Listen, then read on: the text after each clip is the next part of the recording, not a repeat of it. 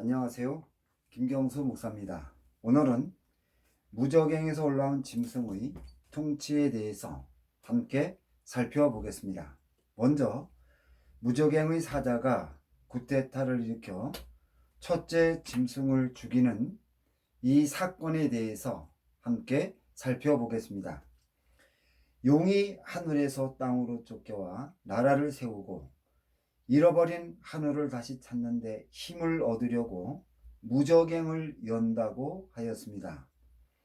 용이 무적행을 여는 가장 큰 이유는 자신이 세운 나라의 6머리가 무적행에서 올라온 천사들이 무적행에 갇히기 전 가졌던 나라를 회복해야 머리 역할을 할 수 있으며, 그때 용의 나라가 완성되고 용이 잃어버린 한우를 다시 찾기 위하여 하나님과 싸움을 시작할 수 있기 때문입니다. 그런데 무적행에 갇혔던 모든 천사들이 땅으로 올라와 자신들이 무적행에 갇히기 전 가졌던 영토와 권세를 찾으려 하기 때문에 나라가 나라를, 민족이 민족을 치는 전쟁이 일어나 용의 계획을 망치고 마음을 급하게 만들므로 용이 10뿔에게 명하여 모든 전쟁을 무력으로 멈추게 하고 드디어 6머리를 회복하여 하나님과 싸울 준비를 한다고 하였습니다.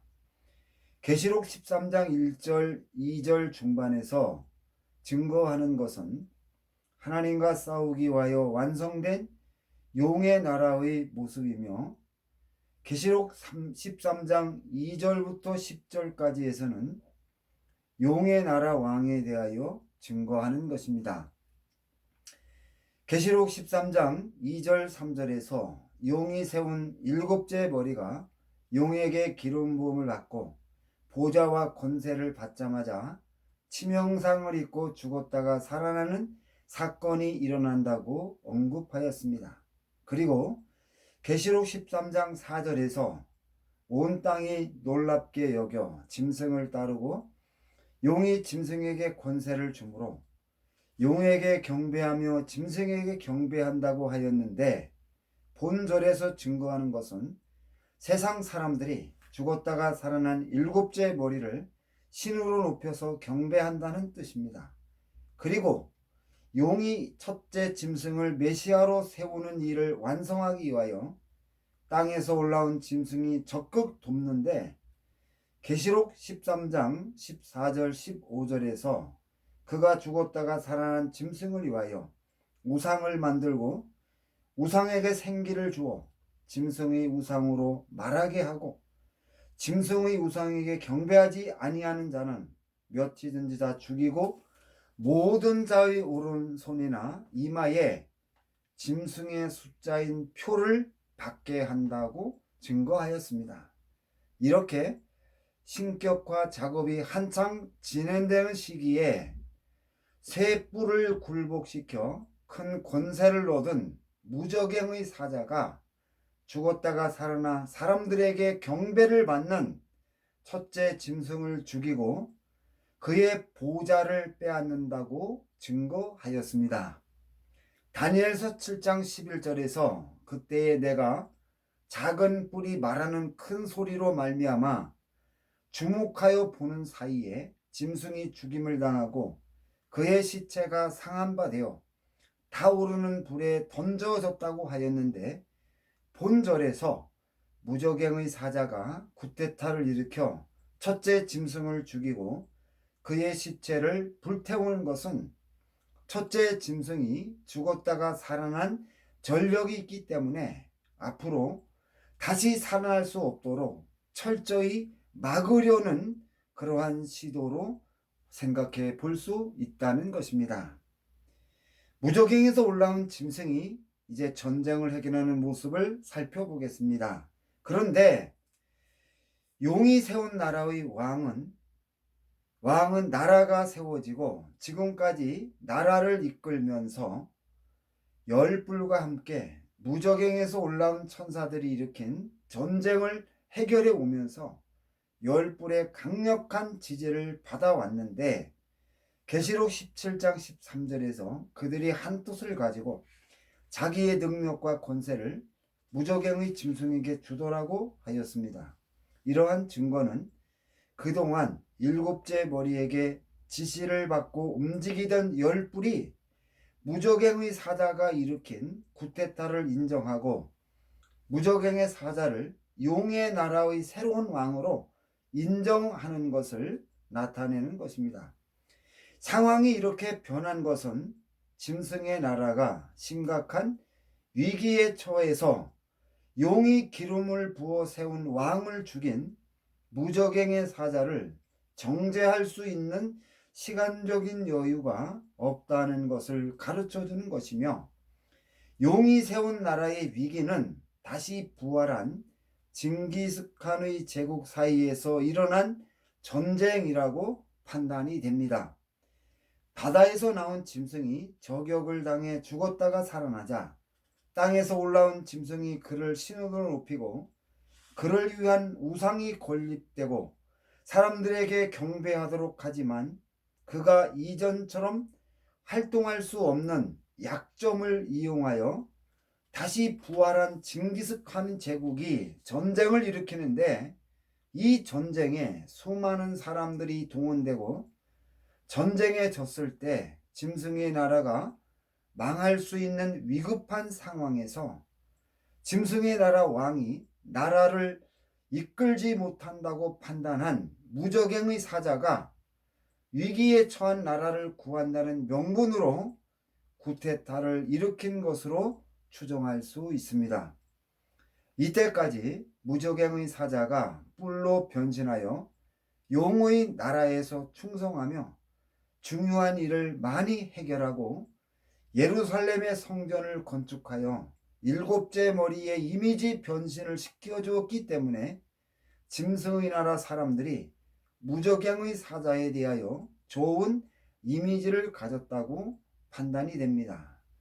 그리고 오랜 시간 동안 용의 나라 사람들이 무저갱에서 올라온 천사들이 벌인 전쟁을 해결하면서 전쟁을 해왔기 때문에 지쳐 있고 수억의 인구를 가진 징기스칸의 제국과의 전쟁에서 무저갱의 사자가 가진 외교적 역량을 발휘하여 큰 피해 없이 전쟁을 속히 끝내주기를 바라는 마음이 컸다고 추정이 됩니다.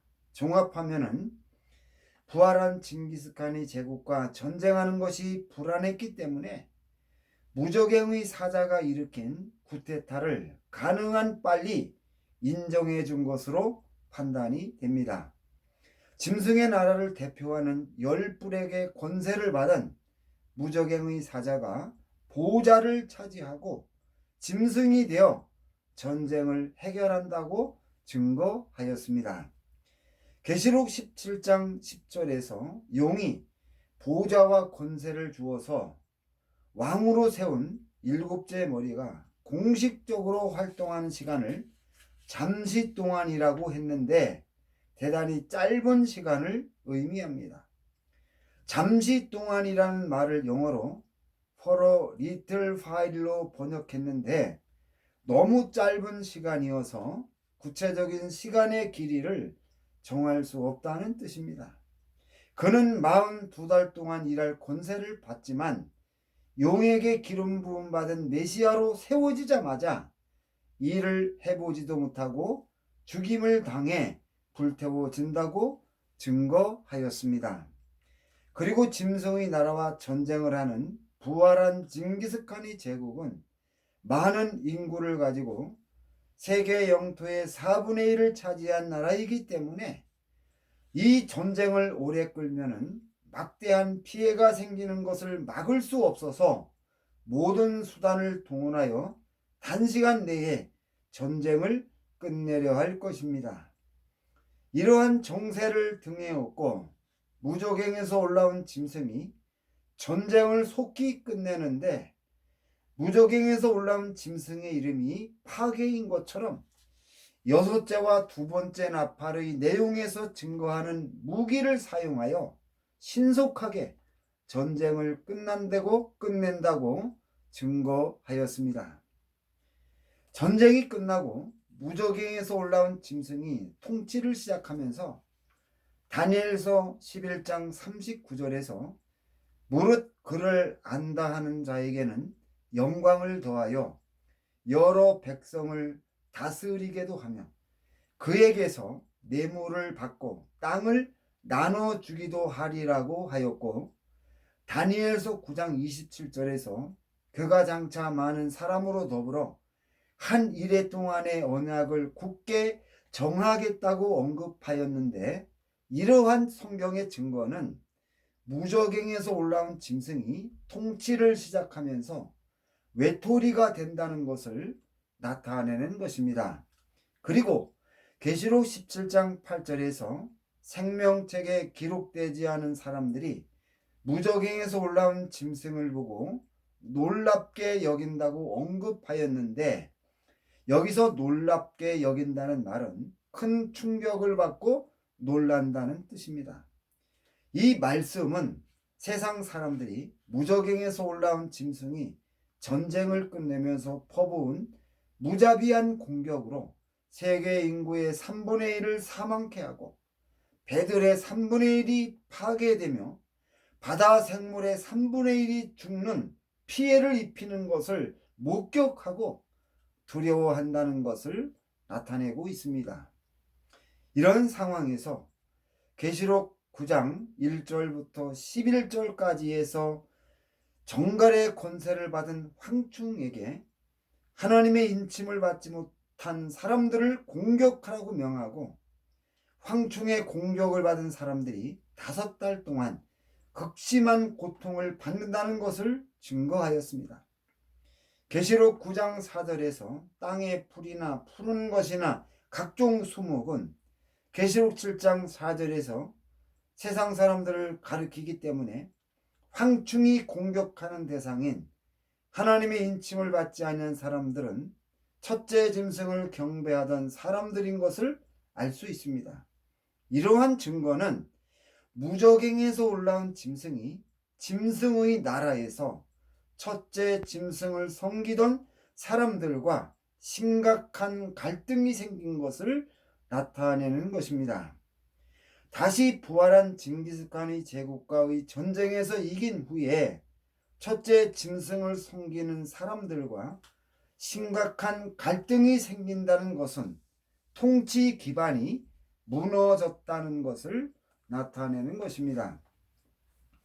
무저갱에서 올라온 짐승과 첫째 짐승의 나라 사람들과 어떤 원인으로 심각한 갈등이 생긴 것인지 구체적으로 증거하지 않지만, 이후에 전개되는 상황을 통하여 짐승의 나라 사람들에게 첫째 짐승을 경배하지 못하게 막고 세상 모든 사람들에게 자신을 신으로 경배하라고 명하여 일어난 갈등으로 추정할 수 있습니다. 무저갱에서 올라온 짐승이 나라를 구한다는 명분으로 구테타를 일으켜 첫째 짐승을 죽이고 불태운 행위는 첫째 짐승을 경배하는 사람들의 입장에서 보면은 자신들의 믿음의 대상을 죽이고 불태워 없애버리는 무례한 행동을 한 것이며, 그것도 모자라 신으로 경배를 받을 자격이 전혀 없는 사람이 자신을 경배하라고 강요하여 갈등이 생겼다는 것을 나타내는 것입니다.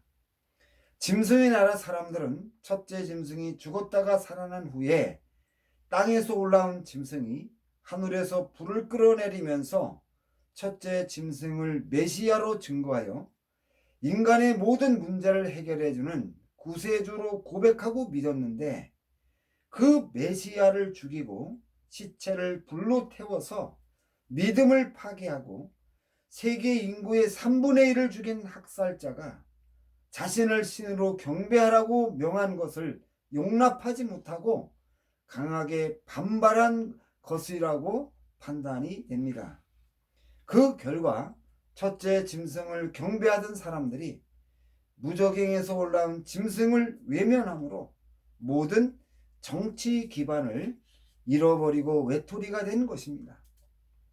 계시록 17장 3절에서 음녀가 붉은빛 짐승을 탔는데 계시록 17장 4절에서 자주빛과 붉은빛 옷을 입고 금과 보석과 진주로 꾸미고 손에 금잔을 가졌다는 것은 음녀가 무저갱에서 올라온 짐승에게 큰 특혜를 받은 것을 증거하는 것입니다.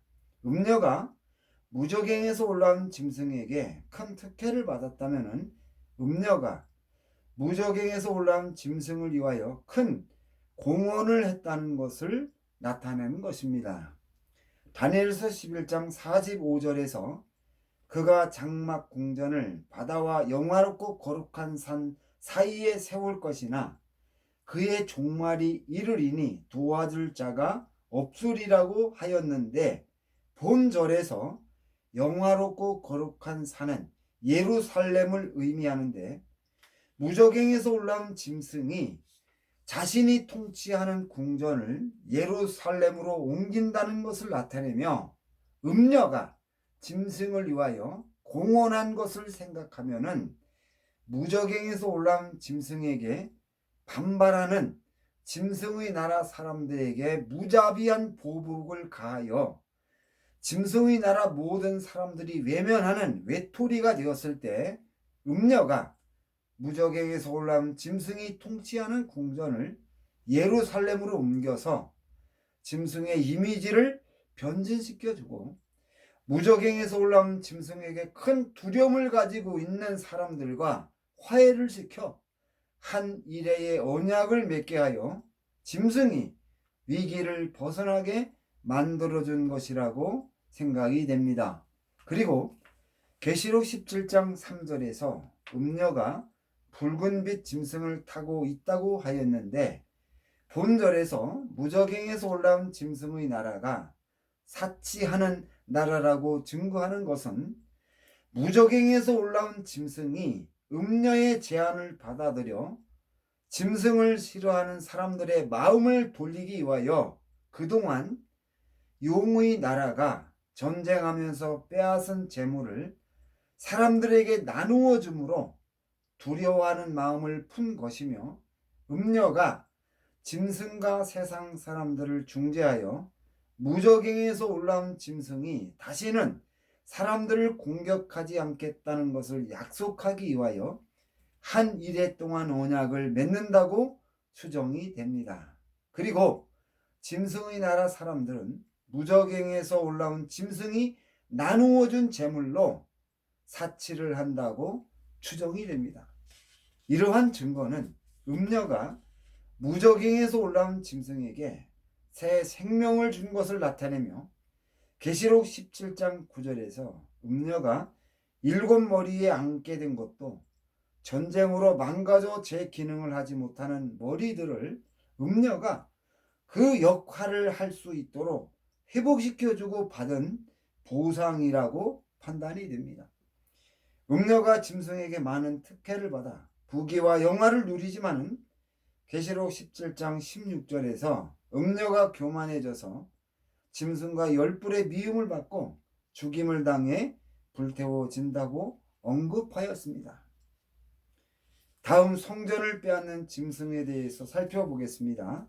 다니엘서 9장 27절에서 그가 장차 많은 사람들과 더불어 한 이래 동안의 언약을 굳게 맺고 그가 그 이래의 절반에 제사와 예물을 금지할 것이며 또 포악하여 가증한 것이 날개를 의지하여 설 것이며 또 이미 정한 종말까지 진노가 황폐하게 하는 자에게 쏟아지리라고 하였는데, 본절에서 이래의 절반에 제사와 예물을 금지한다는 말은 데살로니가 후서 2장 4절에서 그는 대적하는 자라 친이라 불리는 모든 것과 숭배함을 받는 것에 대항하여 그 위에 자기를 높이고 하나님의 성전에 앉아 자기를 하나님이라 내세우리라고 증거한 예언을 성취하기 위하여 예루살렘 성전을 빼앗고 하나님께 드리는 모든 예배를 금지시키고 자신이 성전에 들어가 자신을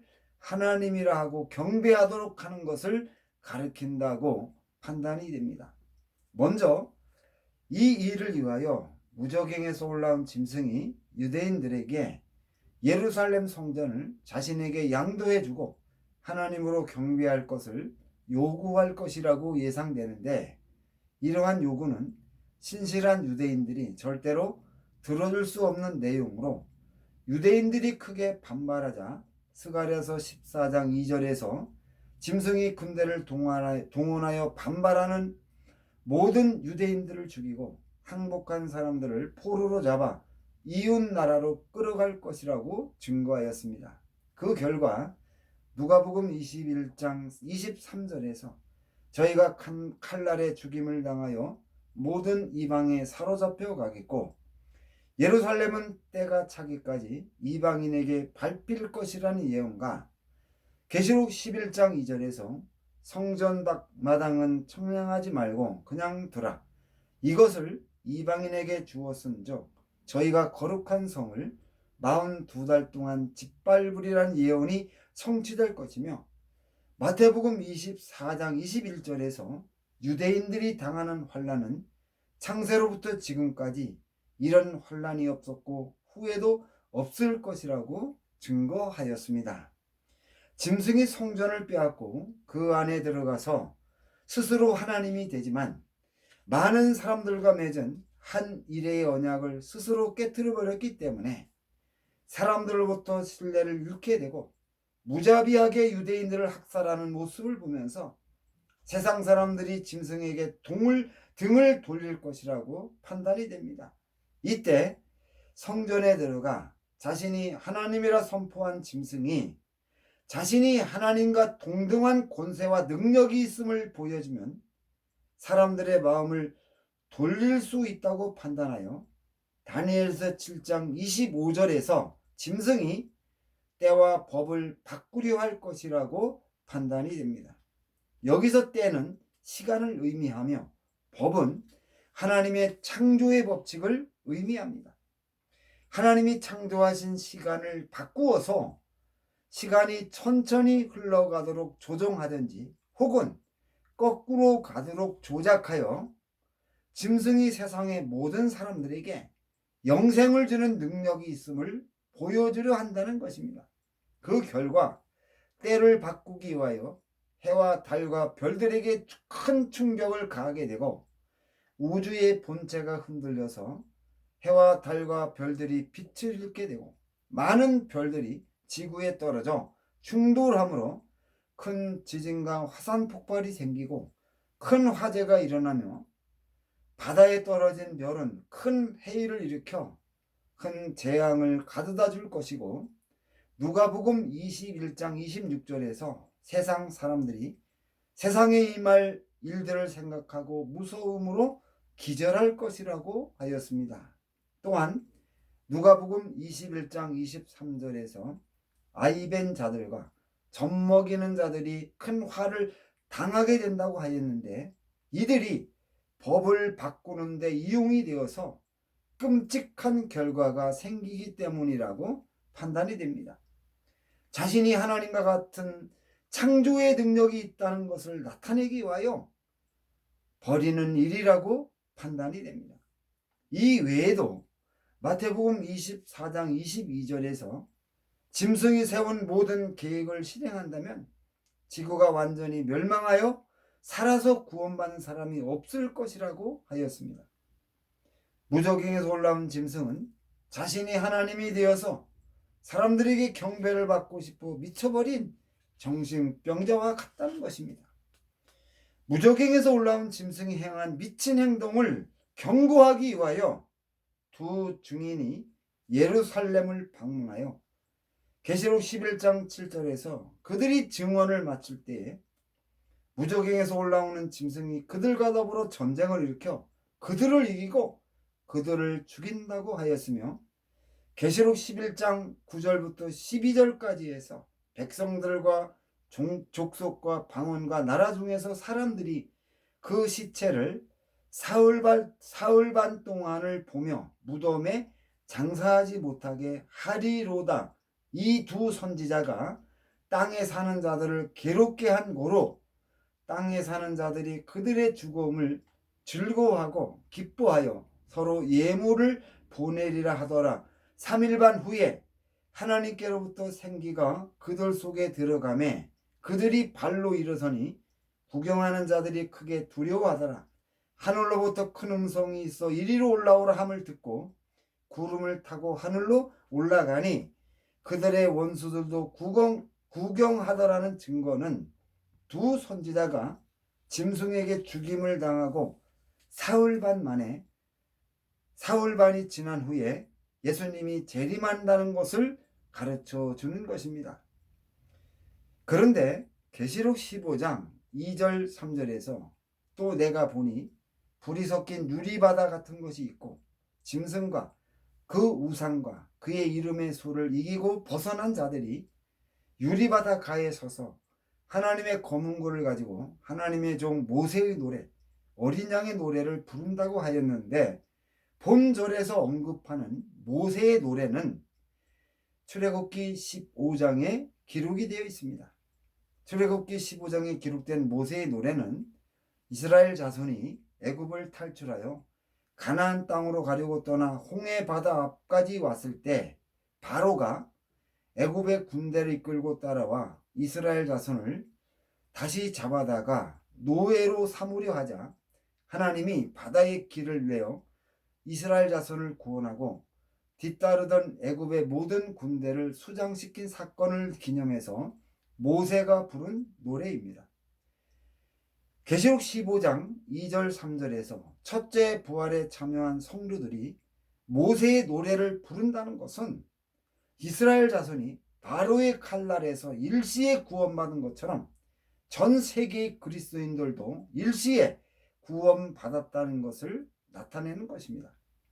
이 말을 좀 더 자세히 살펴보면 무저갱에서 올라온 짐승의 눈의 가시였던 세계 모든 그리스도인들을 죽이려 하였지만 두 선지자의 활약으로 손을 대지 못하다가 두 선지자가 예루살렘에서 짐승에게 죽임을 당하고 난 후에 세계의 모든 그리스도인들을 죽이려고 체포하여 구금하고 처형하는 날짜를 정했는데, 처형하기 전에 세계의 모든 그리스도인들을 한 번에 구하기 위하여 모든 성도들을 부활시켜서 하늘로 들어 올리는 것을 나타내며, 이것이 성경에서 증거하는 첫째 부활의 성격이라고 증거하고 있습니다.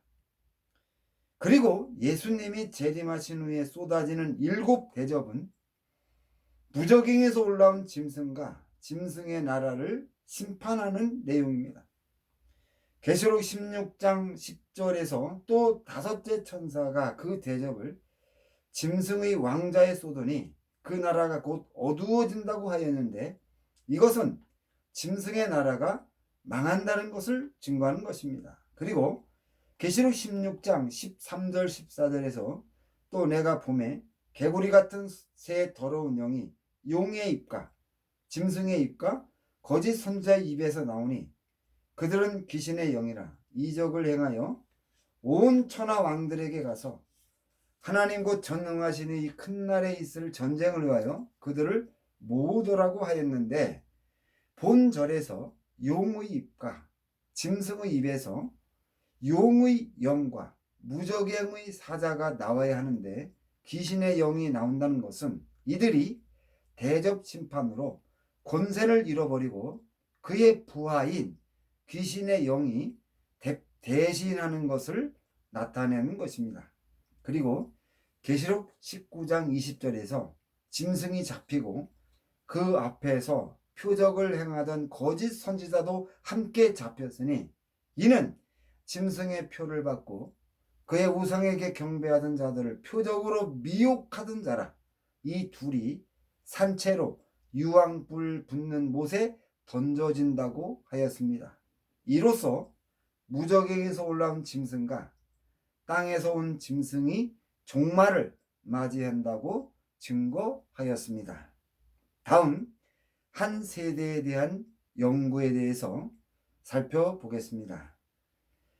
세대에 대하여 언급하는 말씀을 찾아보면 마태복음 24장 34절에서 내가 진실로 너에게 말하노니 이 세대가 지나가기 전에 이 일이 다 일어나리라고 하였으며 마가복음 13장 30절에서도 내가 진실로 이 세대가 지나가기 전에 이 일이 다 일어날 것이라고 하였으며 누가복음 21장 32절에서도 내가 진실로 너희에게 말하노니 이 세대가 지나가기 전에 모든 일이 다 이루어지리라고 하였습니다.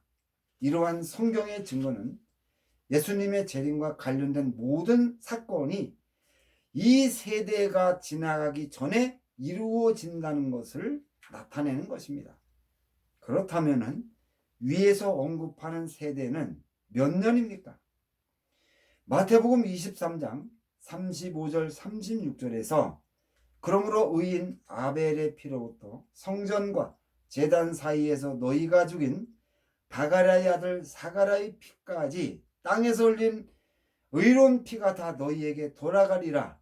내가 진실로 너희에게 이르노니 이것이 다 이 세대에게 돌아가리라고 말씀하셨는데 본절에서 언급한 세대라는 말이 마태복음 24장 34절에서 사용한 세대라는 말과 같은 단어입니다. 예수께서 마태복음 23장 36절에 말씀하실 때 역대기가 구약 성경의 마지막이었기 때문에 아벨은 맨 처음 순교자를 나타내며 사가랴는 맨 마지막 순교자를 나타냅니다. 따라서 마태복음 23장 35절 36절은 구약시대에 죽임을 당한 모든 의인의 피값을 이 세대가 담당한다는 의미로 해석할 수 있으며 메시아를 거부한 바리새인들과 이스라엘 백성들의 죄악이 얼마나 큰지를 증거하고 있습니다. 그리고 예수께서 이 말씀을 하시고 얼마 지나지 않아 십자가에서 죽으시고 예수님의 말씀대로 유대라는 나라는 AD 70년 로마의 공격으로 처참하게 멸망하였습니다.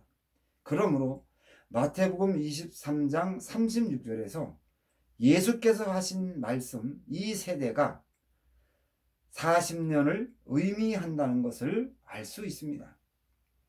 마태복음 24장 34절에서 내가 진실로 너희에게 말하노니 이 세대가 지나가기 전에 이 일이 다 이루어지라고 하였으며 마가복음 13장 30절에서도 누가복음 21장 32절에서도 이 세대가 지나가기 전에 모든 일이 다 이루어진다는 말씀은 용이 하늘에서 미가엘 천사장과의 전쟁에서 패하고 땅으로 쫓겨와 하나님을 대적하다가 지상에 재림한 어린 양에게 체포되어 무저갱에 수감되기까지의 시간을 나타내고 있습니다. 이러한 증거를 종합해 보면 용이 하늘에서 땅으로 쫓겨와 나라를 세우고 계시록 13장 1절에서 용의 나라가 완성이 되어 하나님과 싸울 준비를 마치기까지 33년이 소요된다고 계산할 수가 있는 것입니다.